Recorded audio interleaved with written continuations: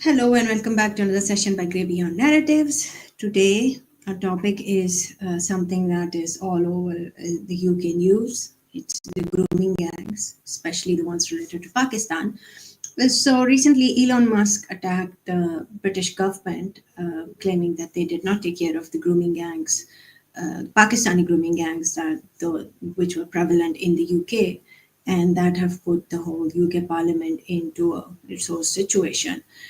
Keeping in mind that even though majority of the grooming gangs in the UK are white men, there is a big number of Pakistani grooming gangs. Especially there was one caught in Telford, one in Rochdale, Manchester, and one in Rotterdam, and it has brought pretty appalling information. And the claims have been made that a lot of these gangs were ignored and emboldened by the fact that nobody wanted to be known as a racist, and that's why um, a lot of these behavior were ignored. The victims that came up front mostly were white girls, and a lot of them were prosecuted, the grooming gang members, but there are many who are still um, out and about, and some of them have had the Supreme Court of the UK have decided, the Home Department have decided to cancel their um, nationalities of the UK, but they have appealed, but they've been on back and forth, but the court does not find anything wrong with that decision. Knowing that they will not be completely homeless, they would still have Pakistan to go. So that is the basic of the topic. Shaji, what do you think? What is this? Is this being highlighted too much, or is it just something that happens? I think this is a three-tier problem to begin with. One, basically encircles why this situation was not handled. Second, is this something which the people of Pakistani origin need to confront? And third, if, for example, right wing is mentioning something, is that something which needs to be ignored? So that's how I basically view it. And once the conversation proceeds, we can basically go ahead. So as we've seen in the parliament and everywhere else after Musk's conversation or a statement which he made on Twitter, you basically saw a lot of people jump on the bandwagon to basically suggest what is happening within Pakistani community is something which the government has completely ignored. But as on within that entire situation, I think it's a complex situation, and we should basically look at it in detail in regards to what is happening, what the nuances are, and what exactly is going. Go ahead. I want to add this fact that there are claims that around 30% of the grooming gang activities were done by the white man, but 28% were done by British Pakistanis. And keeping them in comparison with the fact that there's only 3% of British Pakistani community, it is a big number. And a lot of these places, most of these villages, um, they've got a lot of British Pakistanis being involved in these situations. So I wonder if this has something to do with the way they're raised, maybe the way they're the kind of relationship they have with the white community of the West. Like, I know for a fact that there are Desi men who think that white women will just go and sleep with anyone. So there is this mentality. And what do you think? Does this have any role to play So in I, it? I, I think the figures speak for themselves. 2% is roughly also the amount. 3%. No, but 2% is also the amount of a percentage of Pakistanis within entire UK. And if you look at the child grooming cases, you basically see that around about on average 2% are conducted by people of Pakistani origin as well. According to those figures, and they're from the national statistics, it's like a similar number of criminal records in that No, regard. I said 28%, not 2%. The community is only 3%. The number of grooming gangs in the UK are 28% perpetrated are British Pakistanis. No, British. If you look at the statistics of the national statistics, according to that, the total number of grooming cases or rape cases or any kind of sexual cases conducted by Pakistanis is 2 point some percent, and that is very equivalent to their The other one is also research done. So, what do you think? Which one should we take seriously? the Especially national. knowing that the police and the community council have been ignoring all these allegations because they just did not want to be called racist. I think there have been And these nuances. numbers that I'm talking about, this was the research done by Sajid Javed in the Yeah, parliament, in which he was. the numbers I'm talking about, they're basically by behest of Metropolitan Police and the Home Office, and those statistics are official stats in those regards.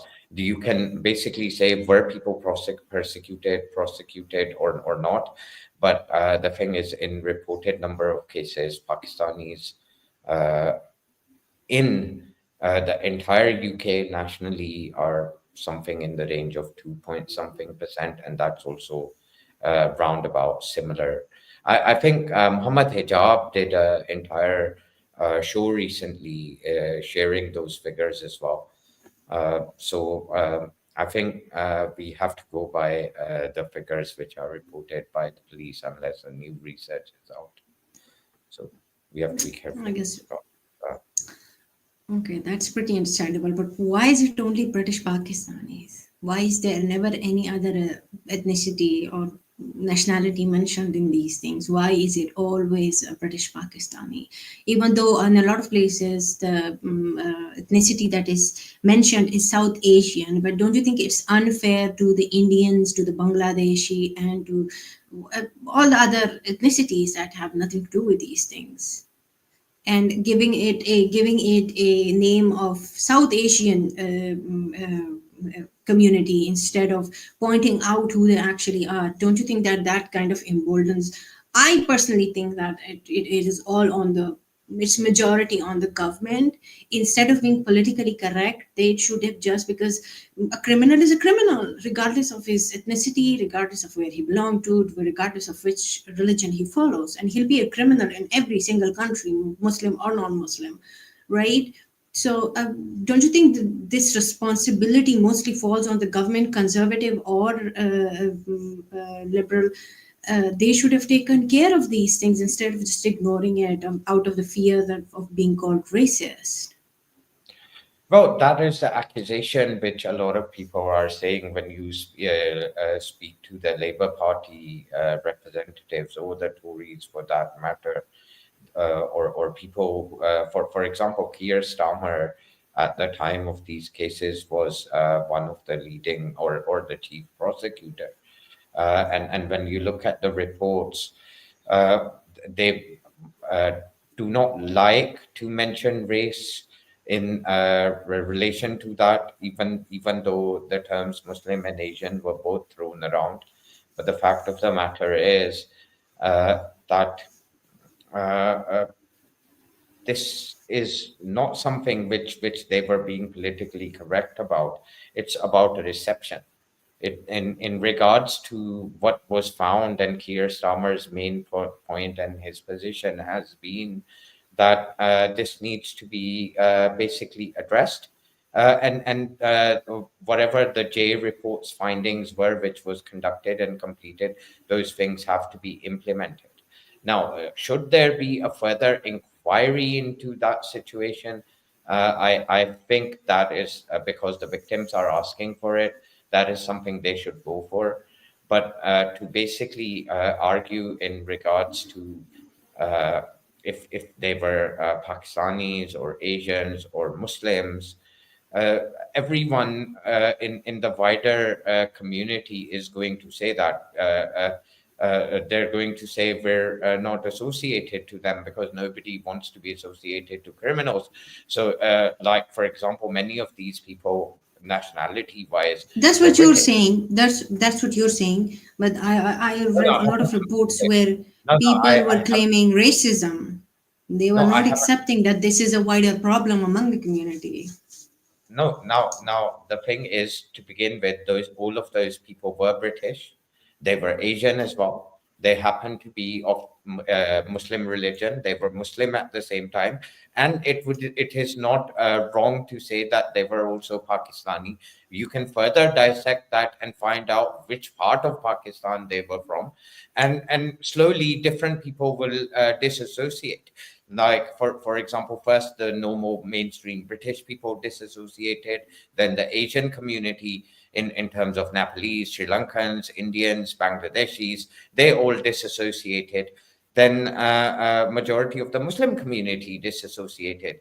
Like for example, there are a lot of grooming gang cases coming out in within the Somali community as well in recent times.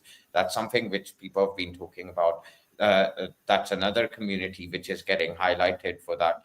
Now, the fact of the matter is, we have to understand all these communities who have gotten into the UK, they reside within the UK, and all of these communities, who these people are related to, associated with, they have to be dealt with, and they have to take responsibility.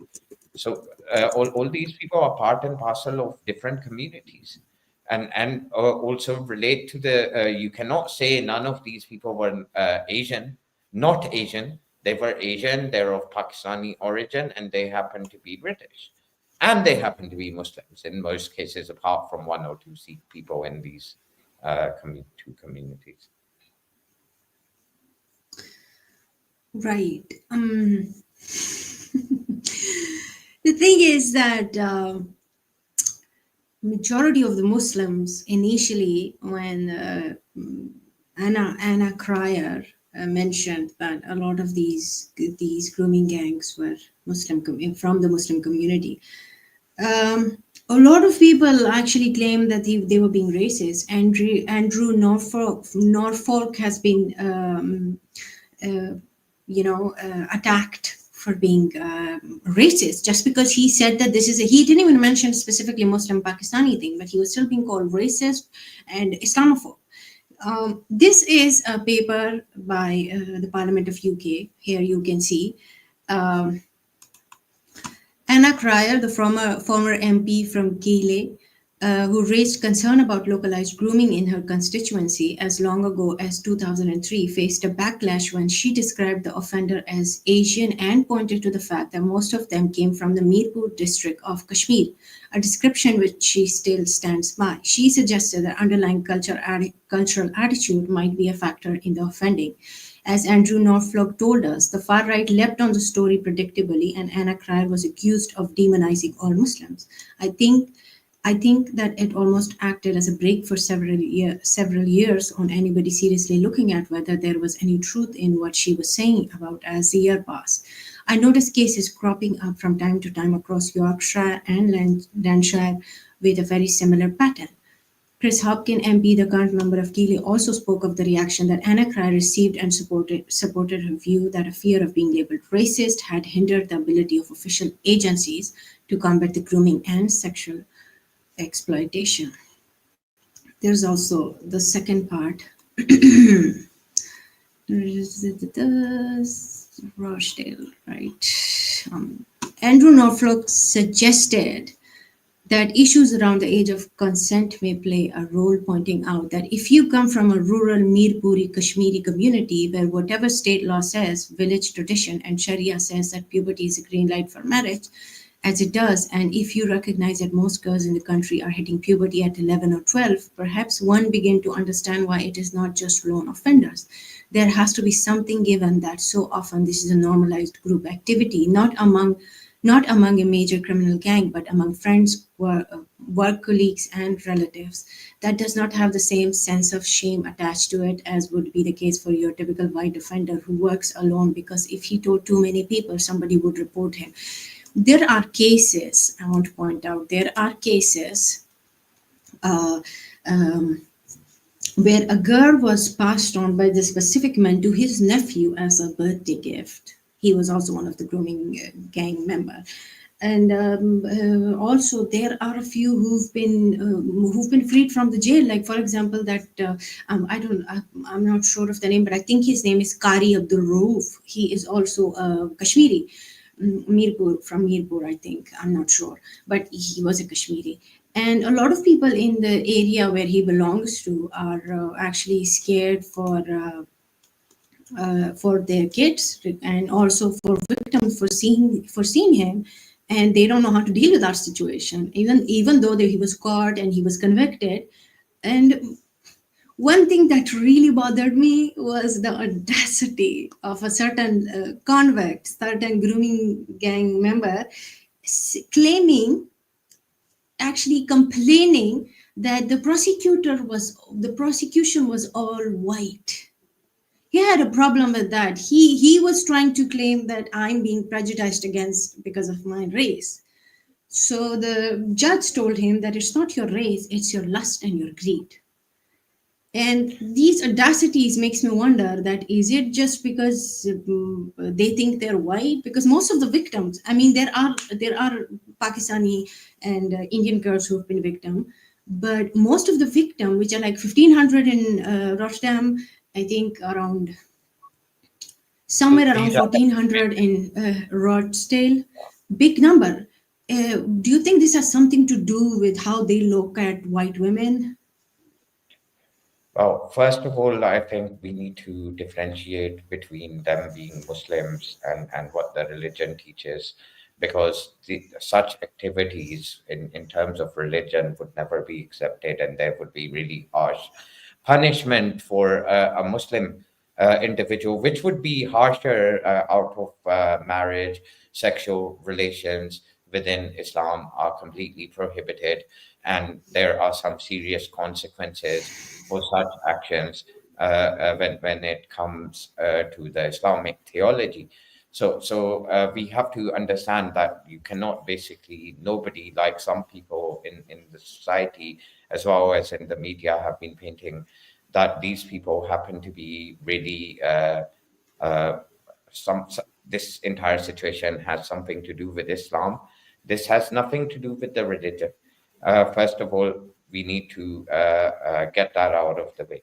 Then what remains is that okay, overall, this is not something just carried out by Pakistanis or people of Kashmiri origin in this case, but uh, the cases we're talking about, they happen to be of Pakistani origin, and they, in this particular case, they've mentioned predominantly people from Mirpur or the Portavar region or from the Punjabi background, and that is something which those girls and everyone has kind of pointed out in regards to that. So we need to investigate as people of Pakistani origin. We are closely related in terms of coming across such people. Is there a problem within these kind of people when it comes to their conduct in a civil society? And the answer is yes. The answer is yes. We There have a are. we have a we have a rape emergency in Punjab, so Yeah. So there's rape emergency in Punjab. I don't want to bring India into it, but again, from the Indian Punjab all the way up to Delhi and but Uttar do Pradesh. you agree that most of these Desi men look at white women as Not most, most of them. Something.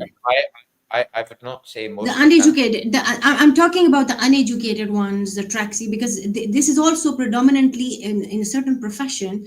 It's either the takeout delivery guys, it's either the kebab houses were mentioned so many times, and the taxi drivers who works at night. So these were the mostly the profession that were mentioned, who were involved in these things, right? So we're not talking about the educated lot. I'm pretty sure none of the educated lot are involved, other than the fact that there was a liberal leader MP who was involved in a certain exchange of a victim with the police by the man who did it. Something about Ashid Hussain, I guess I forgot his name, but I think he was told to leave Labour Party later on. But they were there. The police were just as involved. Mm. a lot of a lot of those girls had to face stuff like, oh, that's what they do, they look for bad boys, that's why this happened to them, this is their lifestyle. A lot of those girls were, I think, in one way you can say that it does not all have to do with just the Pakistani being Pakistani. It has a lot to do with the misogyny, which has nothing to do with the ethnicity, right? It is also there in other men as well from other ethnicities. So this also had a role to play. But my point was, coming back to my point, do you think all these desi men who are the taxi drivers or the takeaways, doing takeaways in kebab houses, do you think they think of these white women as, I don't know, lesser, not worthy of respect or something? Well, again, I would like to point out that vast majority of people within the UK who happen to be working class and might be in unskilled or semi-skilled kind of professions or small businesses, they are huge in their number in total representation of the complete Pakistani community. And you don't see majority of them acting in this way. So Sixty there percent are, of British Pakistani are Mirpuris. yeah, and 60% of Mirpuris are not going and committing rape. That is something which we have to understand. And not a majority of these people are family oriented people. There's a minority, there's a overrepresentation within certain communities in certain crimes, in this case Pakistani or specifically Mirpuri people. I understand that, but that's still not above 2% or 3% of their entire population. So we have to be very careful when we say they're all like that, or somebody suggesting Nobody that said, it's oh, they're all uh, like that. Nobody I, said. when I say that, that is something which a lot of other people are basically saying. It's like the Indians basically making that statement that we're not part and parcel of this. But you cannot, even the Indians cannot deny that very fact that Pakistan is also in Asia. So just like they're washing their hands off, in that same way, Pakistanis in their large numbers are soon going to wash their hands off and say this is a problem in the Kashmiris. Then the Kashmiris are going to reduce it to a certain area or a certain city within their own homeland and or their own area, and then it's going to come to the individual. So my point is, why not just begin by the individuals and the communities, all of them who are related, whether it's the Asian at a larger level, Pakistanis, or the Kashmiris.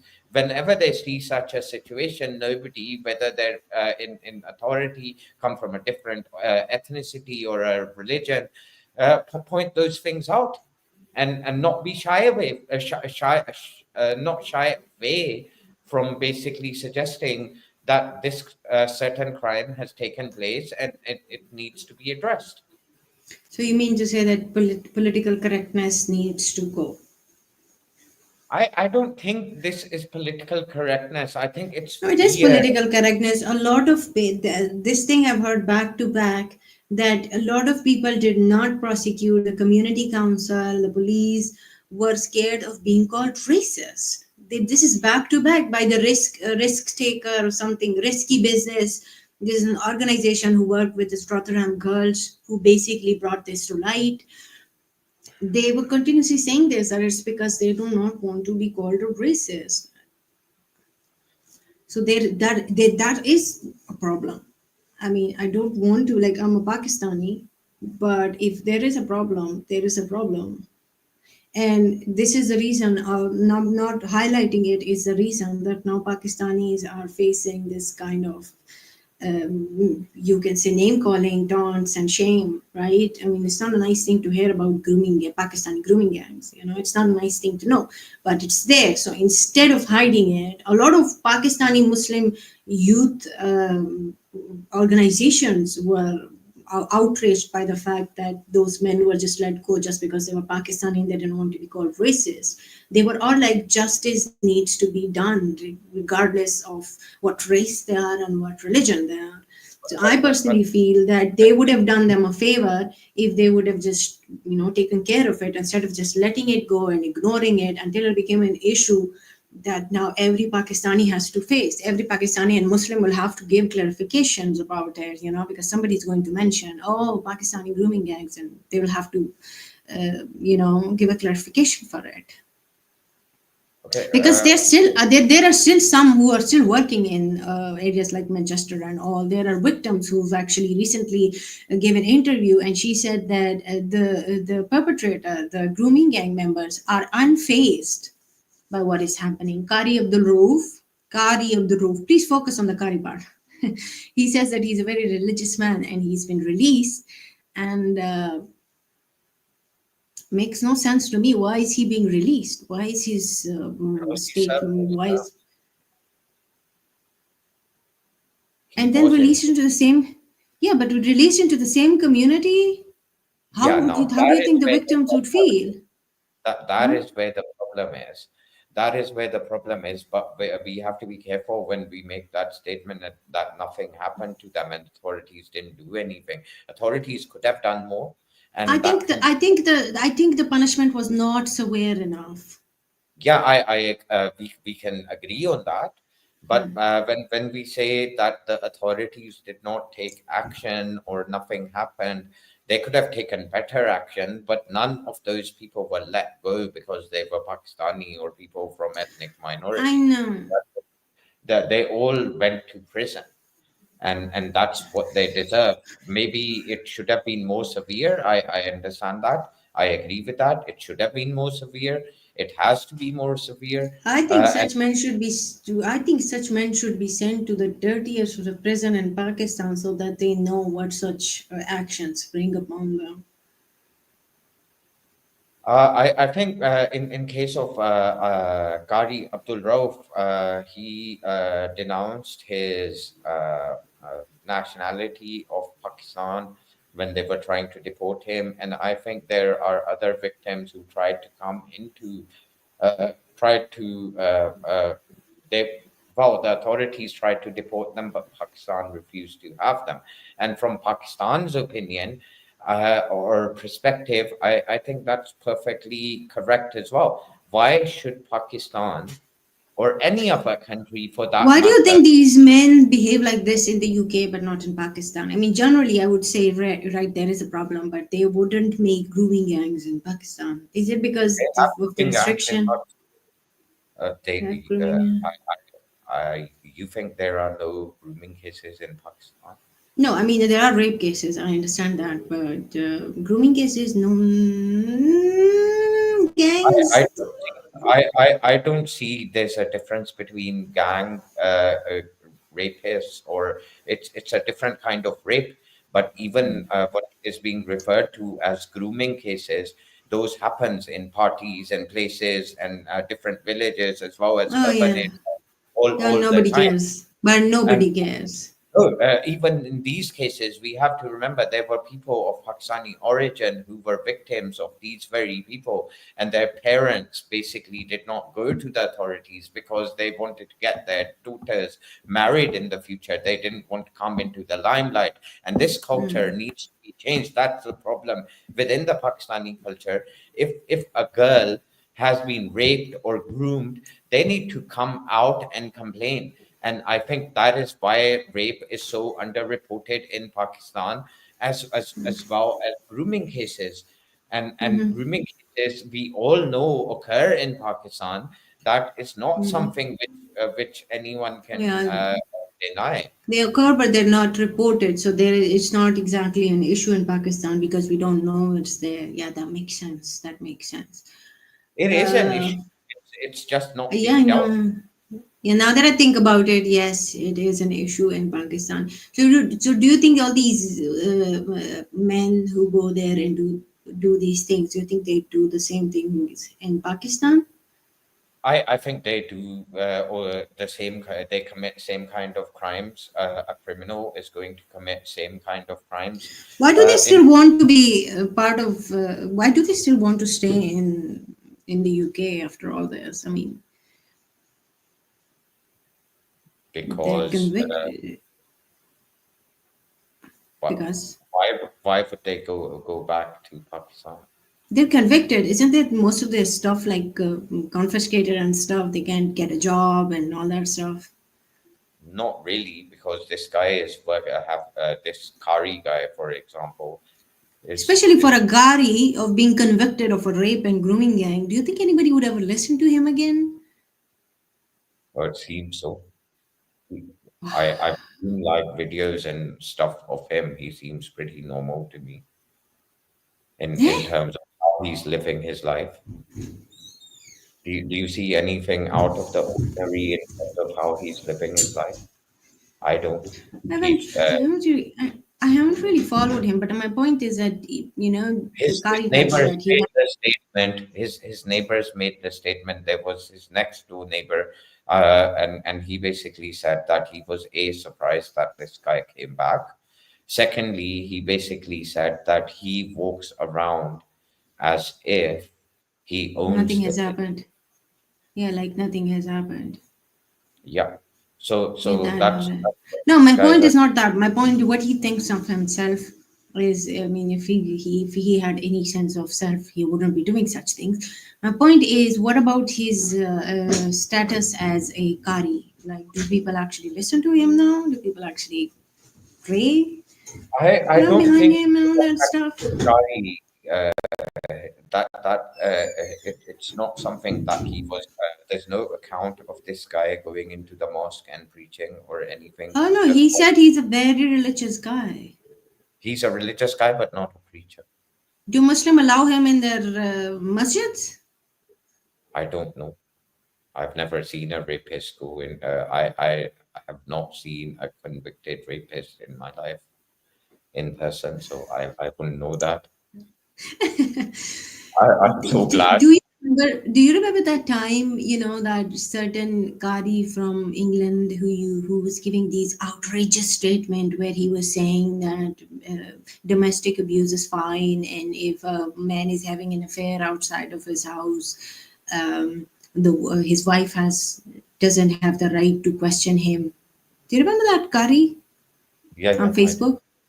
Mm. Yeah, he was also Mirpuri. I'm just pointing it out, not claiming anything. But he was also a Mirpuri. But these kind of people, I'm sure this is the only one I know. But most probably there are other like him. Most probably from other ethnicities. I Well, we have know. to be a bit honest about even that guy when we're conversing about him. And the fact is, he was not promoting rape, so we should not be associating him with No, that. no, no. I'm not associating him about rape. I'm generally talking about his view of women.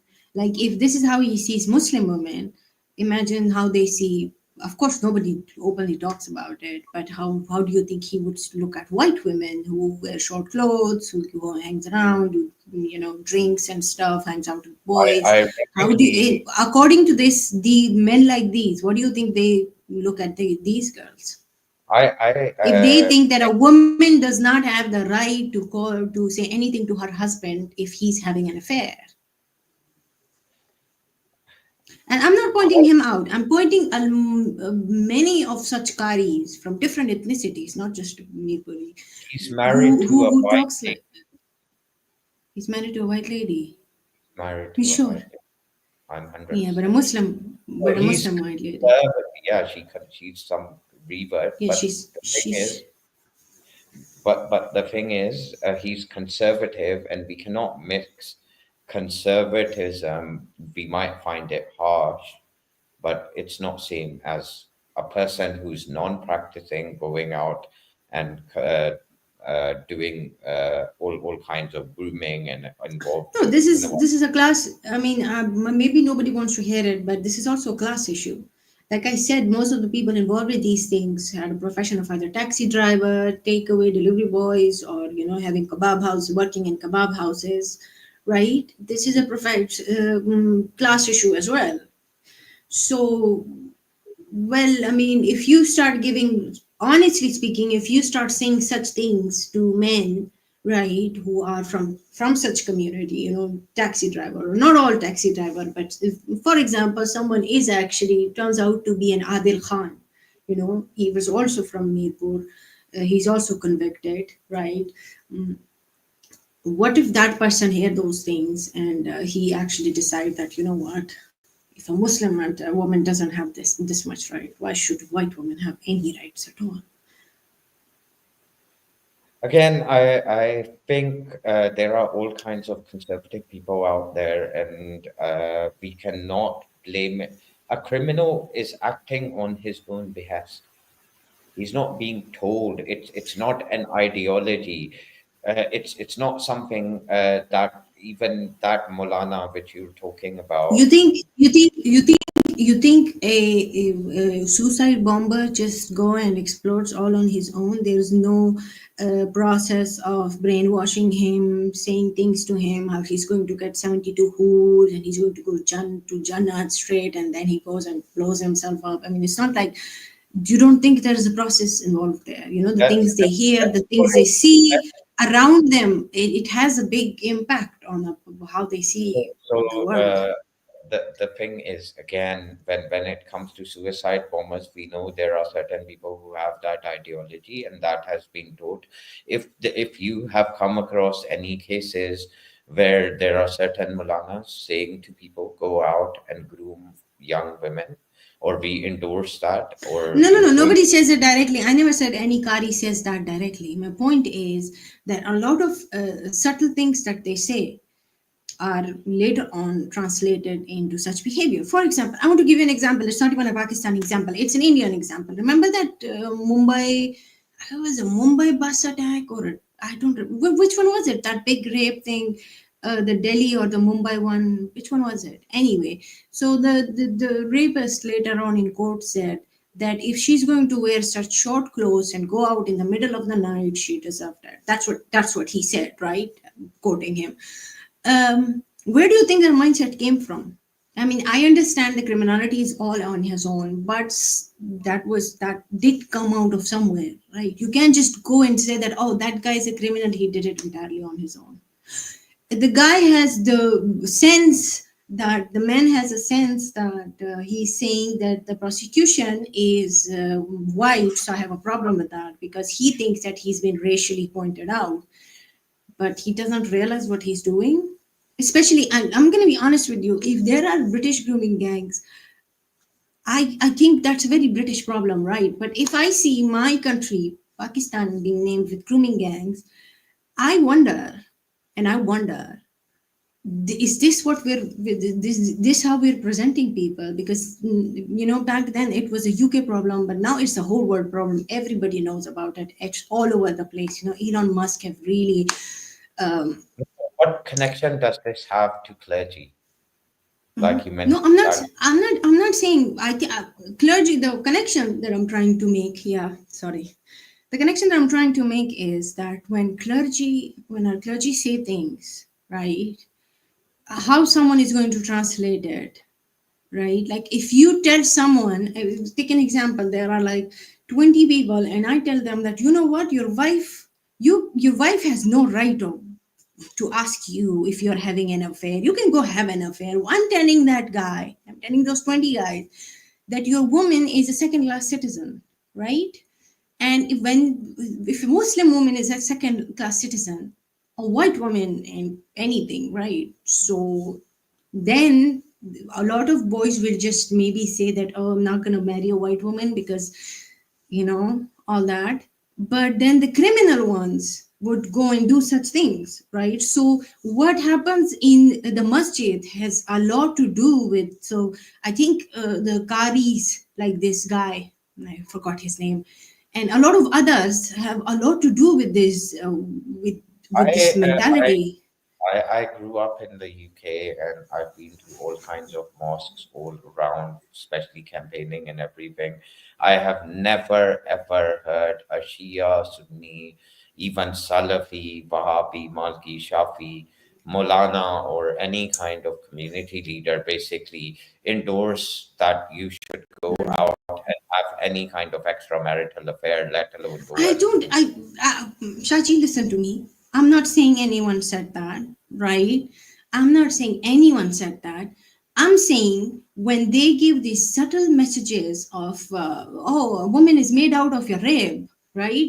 A woman is a second, indirectly saying that a woman is a second class citizen, right, in Islam, which they try to portray, which is not true, to be honest.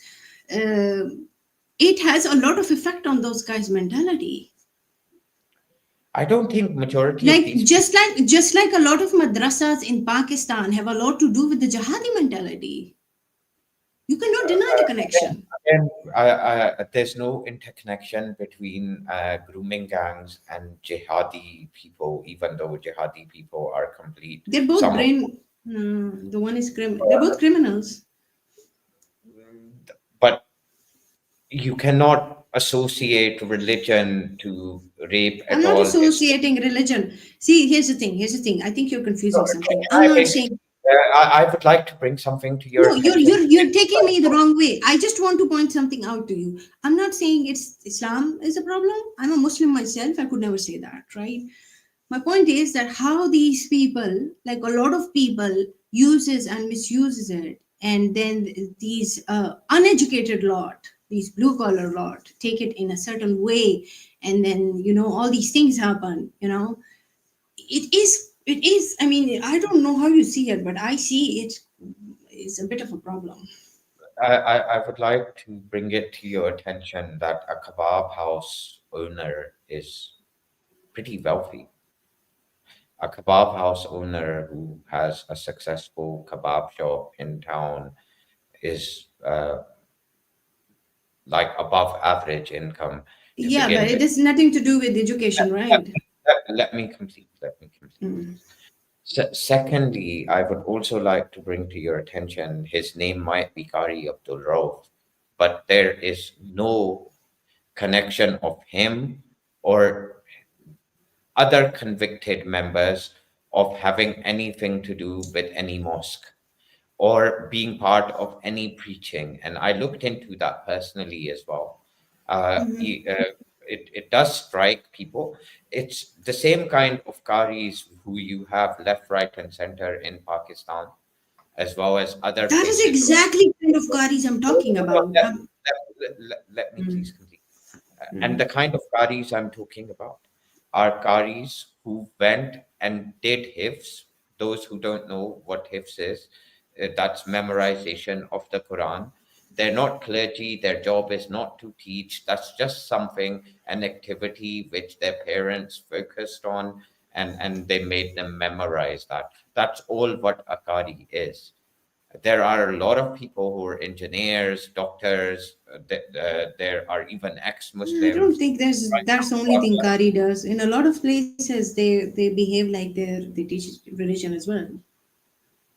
But either way, I'm not talking about Kari of the Roof, right? I'm talking about it's. I think it's time the religious and the political leaders of Pakistan ancestry or Pakistani background needs to take this situation very seriously, and instead of going, they should start picking them out on their own instead of letting them Yeah, that's something which the community has to do. I think whether it's the Muslim community, the Pakistani community, or larger Asian community, because we do share events with them as well. Whenever they see something obnoxious like that, or the mainstream community of white British people as well, they should not be shy in terms of naming. something, or fear that somebody is going to refer to them as racist, and they should outrightly point these people out. But at the same time, we have to be very, very careful in terms of associating these criminals with a particular religion, or a particular ethnicity, or in a particular we can say that they belong to this ethnicity or they came from that religion, but we cannot basically assume that all of those people or adherents of that faith are basically practicing the same thing, or they're endorsing that, or this is where these people are getting enticed from. This is not where these people are getting enticed from. Majority of these people, they have nothing to do with religion. You will not see these people go to the mosque or practice. Now Abdul Rauf is showing that he's a religious man. That was not the case before he was convicted. Now he's basically doing his image over. Isn't that the case with every Pakistani Muslim? When they do something like this, they suddenly become religious. I think that's human nature. People want to basically come back to, or whatever in that case. But yeah, I think, I just think it was a big mistake on the government part of letting this man go. He should have been given a longer sentence. Letting him go out in the open. Now he like, I think, I don't know what to make up of it, but a majority of the community, and especially the victim families, are not happy with how he's being released. And honestly, I agree.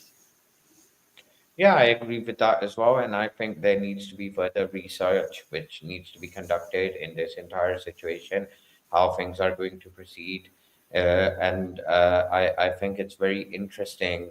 I would like to also bring into the conversation, for over a decade or so, we've had the Conservative Party in power. It's really interesting that the Conservatives are basically blaming Labour Party for this situation, and they're talking about some form of a cover up. When the cover ups, if they would have existed or there was a cover up, then that would imply at the highest level that it's the Tory party who was in charge. And even if those councils were at the hand of the Labour Party, at the time, it was the Conservatives overall who were basically part and parcel of that.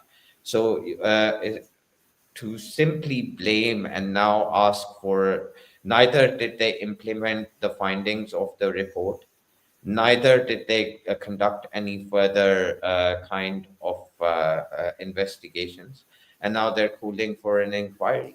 So I think what Keir Starmer has done in this case is very, very much appropriate. He's gone out and he's basically said that they're going to be implementing those recommendations, which have been the findings.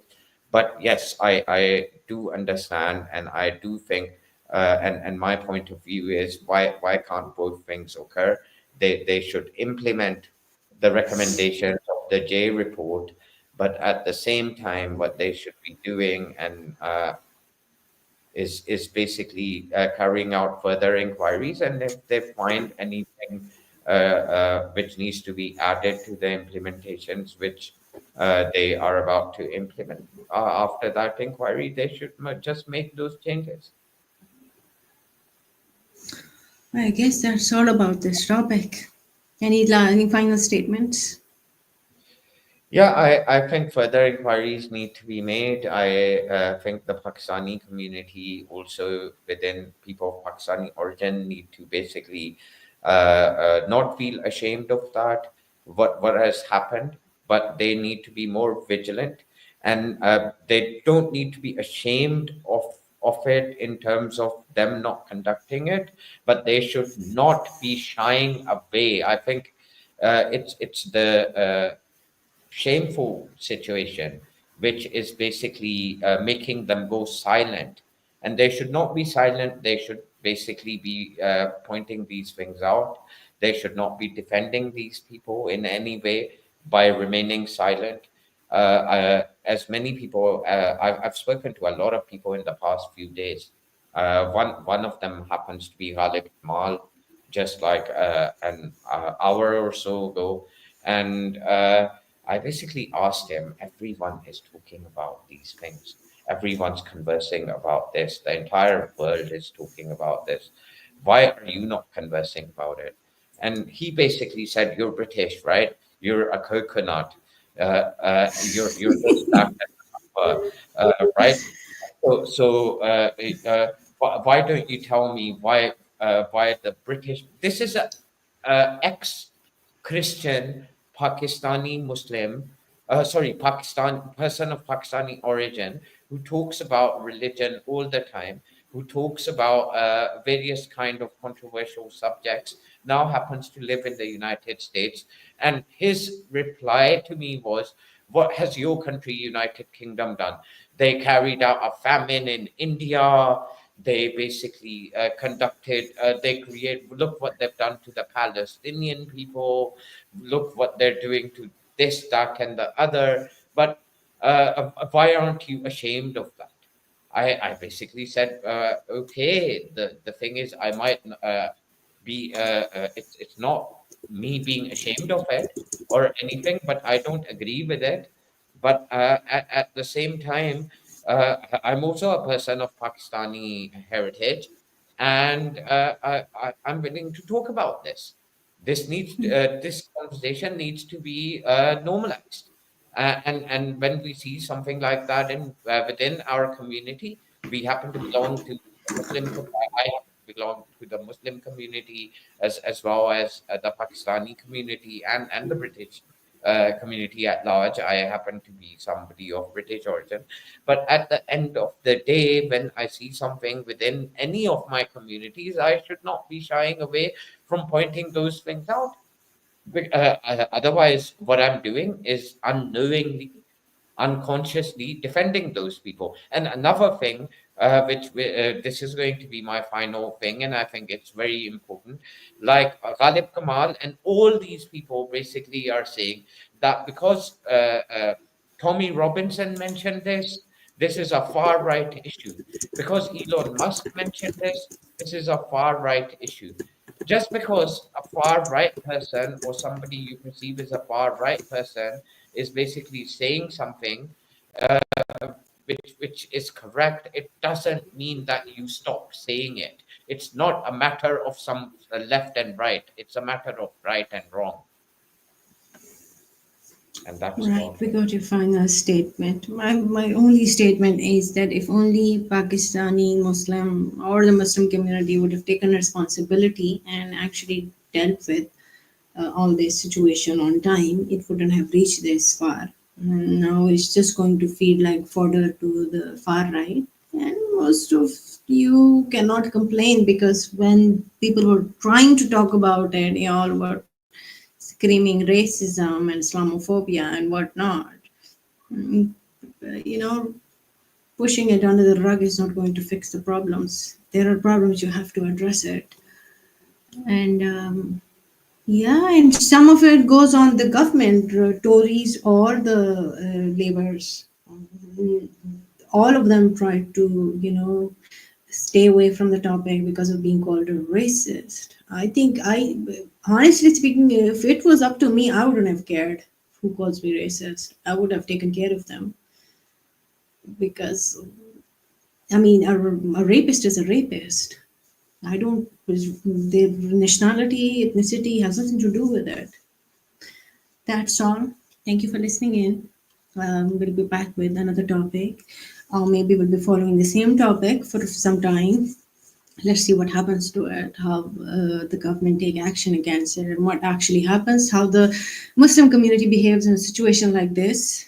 Till then, uh, subscribe the channel, press the bell button to get regular updates, and have a good day, good evening, and good night.